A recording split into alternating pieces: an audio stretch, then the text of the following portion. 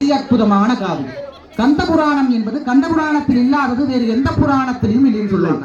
ஏன்னா கந்த புராணத்தில் இருக்கிற கிரந்தங்களுடைய எண்ணிக்கை மட்டும் கிட்டத்தட்ட 2 லட்சம். அதனால எல்லா விதமான வழிமுறைகளும் எல்லா விதமான வேதாகமங்களுடைய பொருளாக கந்த புராணம் இருக்குது. அது நம்ம பாமரர்களுக்கெல்லாம் புரியுமா? புரியாது. அது அழகா சொல்லிருக்கலாம். பஞ்சிகுளி பிஞ்சிகுளி பல்லவ மலங்கள் என்னென்ன வந்தாலுமே நம்ம மக்களுக்கு புரியாது இல்லையா? அதனுடைய கருத்துக்களை எல்லாம் உள்வாங்கி பாமரர்களும் புரிந்து கொள்ள வேண்டும் என்கிற வகையில வந்ததுதான் இந்த வள்ளிகுமி. அந்த வள்ளிகுமியிலே வேந்தன் நம்பிராஜனும் நங்கை மோகினியும் வேள்விமலை சித்தூர் என்கிற ஒரு சித்தூரை அரசாண்டு வந்து கொண்டிருக்கிறார்கள். அப்ப அவங்களுக்கு 7 பிள்ளை இருக்குது. ஆனாலும் ஒரு பெண் குழந்தை இல்லைங்கிற ஒரு பெரிய ஏக்கம் இருக்குது. அப்ப முதல் பாடல் வள்ளிகுமியுடைய முதல் பாடல்னா அடுத்து வர்ற இந்த பாடல் தான். அந்த வேள்விமலை சித்தூரில் என்ன இருக்குது, என்னெல்லாம் எப்படியெல்லாம் அவங்க அரசாண்டு வர்றாங்க, ஆனாலும் அவங்களுக்கு என்ன குறை சொல்லதான் அடுத்த பாடல். தன்னே நானே நன்னாம் தானே நன்னாம்